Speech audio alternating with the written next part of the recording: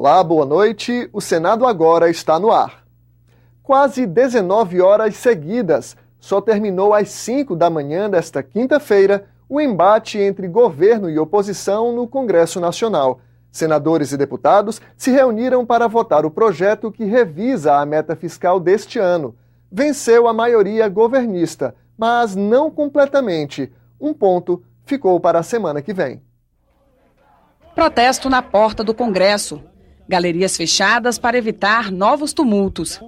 E uma oposição que usou de mecanismos regimentais, como pedidos de verificação de quórum e de votação nominal, para obstruir a análise do projeto que altera a meta fiscal deste ano. Nós só teremos a continuidade da votação depois da apuração da votação dos vetos, certo? Cabe a Vossa Excelência velar pela ordem dos trabalhos.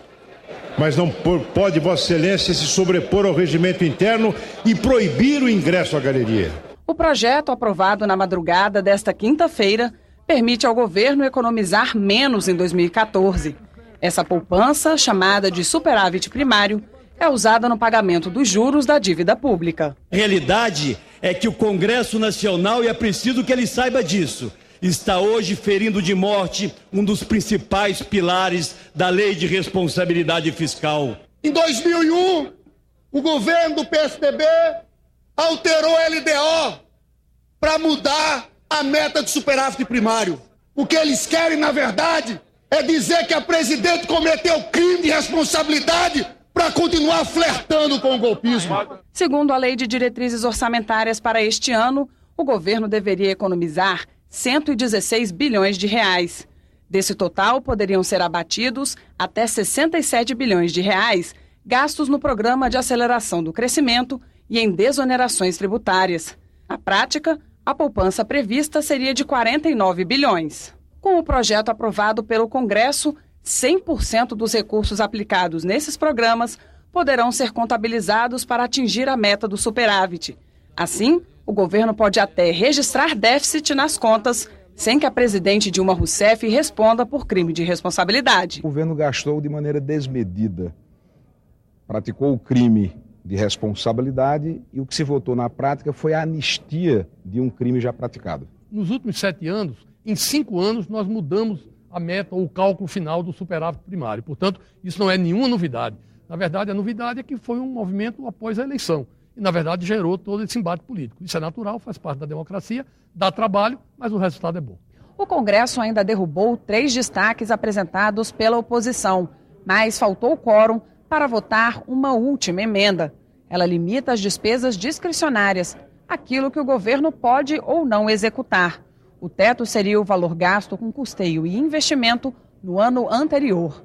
O destaque deve ser votado na próxima terça-feira, em sessão marcada para o meio-dia. Posterga ainda por uns poucos dias a discussão na sociedade de um tema que é relevante, que mostra claramente a falta de compromisso do governo da presidente Dilma com a chamada responsabilidade fiscal, que indiretamente vai ser sentida pela população com mais imposto, mais inflação e mais estagnação econômica. O importante é que a política econômica que nós estamos adotando no país, de diminuir o chamado superávit primário, para liberar mais recursos para investimentos em obras de infraestrutura e para incentivar a indústria nacional, o setor produtivo, com redução de carga tributária, resultado que estamos tendo é uma forte manutenção de taxa muito forte de emprego no país, conseguimos votar. E a vitória foi importantíssima para manter essas políticas. A democracia exige, sobretudo, que nós tenhamos paciência para levar o processo legislativo ao final, garantindo a palavra a todos, especialmente à minoria. Eu acho que nós chegamos a bom termo. E o Ministério do Planejamento encaminhou hoje ao Congresso uma atualização do projeto da Lei de Diretrizes Orçamentárias para o ano que vem. A meta de superávit primário foi fixada em 66 bilhões de reais. O valor corresponde a 1,2% do Produto Interno Bruto. Na proposta original, a previsão era economizar quase 115 bilhões de reais. O governo ainda revisou para baixo a estimativa de crescimento da economia brasileira em 2015, de 2% para 0,8%. O projeto da LDO tramita no Congresso Nacional desde o primeiro semestre. O Congresso Nacional também votou um projeto que é resultado de uma luta de 8 anos, a compensação dos aeroviários que se aposentaram pelo Fundo Aeros e tiveram os benefícios reduzidos.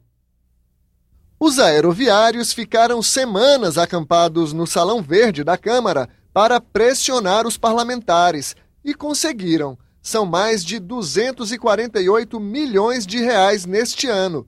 O dinheiro vai completar a aposentadoria de 10 mil trabalhadores das companhias Varig, Transbrasil e Cruzeiro, que se aposentaram pelo Instituto Aeros de Seguridade Social. Desde 2006, os pagamentos estavam limitados a 8% do valor original.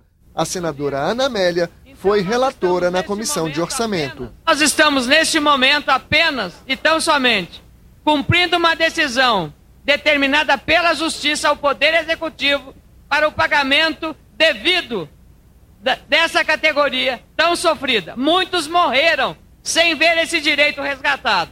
O projeto foi enviado pelo Palácio do Planalto depois que a Justiça Federal condenou a União a pagar os benefícios integralmente. Faliu a Varig, as outras companhias também, e faliu também o fundo. Por isso que a responsabilidade foi passada, então, para a União pela falta da devida fiscalização de um espaço que ela teria que estar acompanhando para não haver o desvio dos recursos.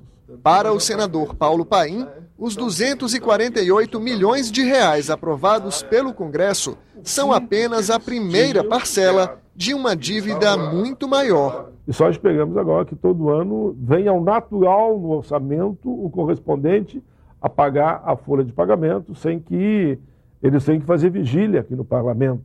Paulo Paim participou da luta dos aeroviários. É gostoso também, né? É gostoso a gente que trava e faz a batalha de algumas causas e vê esse resultado.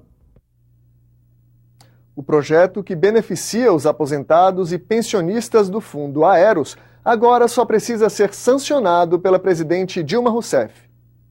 Aprovada em comissão temporária a reforma do Código de Processo Civil. O texto em vigor atualmente é de 1973. O Código trata de regras para processos relativos a bens, direitos e contratos. A reforma do Código de Processo Civil passou pelo Senado em 2010 e ficou 4 anos na Câmara. Aprovada pelos deputados em abril com emendas, a proposta retornou ao Senado e hoje foi aprovada de forma simbólica pela comissão temporária destinada a analisar o tema. O objetivo da reforma é tornar a justiça mais rápida. O texto cria um mecanismo de solução de demandas repetitivas, que são ações semelhantes comuns nas áreas previdenciária e de direitos do consumidor. Essas ações são suspensas na primeira instância até que o Tribunal Estadual ou Regional Federal tome uma decisão válida para todas elas. O novo Código também prevê uma fase obrigatória de conciliação entre as partes, que pode evitar a abertura de processos que se arrastam na Justiça. A mediação é feita por centros judiciários de solução consensual de conflitos. Uma decisão que abarca todo o Brasil, resolvendo milhões de processos com base em demandas idênticas de direito. Então é um grande avanço e, sobretudo, uma conotação muito boa que vem com o novo Código de Processo Civil, que é um efeito vinculante. E com isso atinge os tribunais de segundo grau, atinge o juiz de primeiro grau e até os juizados especiais. A reforma do Código de Processo Civil será votada em plenário na próxima quarta-feira. Os senadores podem mudar o texto por meio de destaques. Se aprovada, a proposta vai à sanção da Presidente da República. Já está em vigor a lei que fixa a remuneração dos policiais federais e reorganiza a carreira da categoria.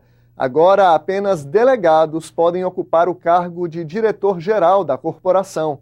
A lei, sancionada sem vetos pela presidente Dilma Rousseff, é resultado das medidas provisórias 650 e 657, que foram aprovadas pelo Congresso. Você terá outras notícias a qualquer momento em nossa programação. Nós encerramos a edição desta quinta-feira com imagens da sessão do Congresso Nacional, que começou ontem de manhã e avançou pela madrugada de hoje. Boa noite e até amanhã.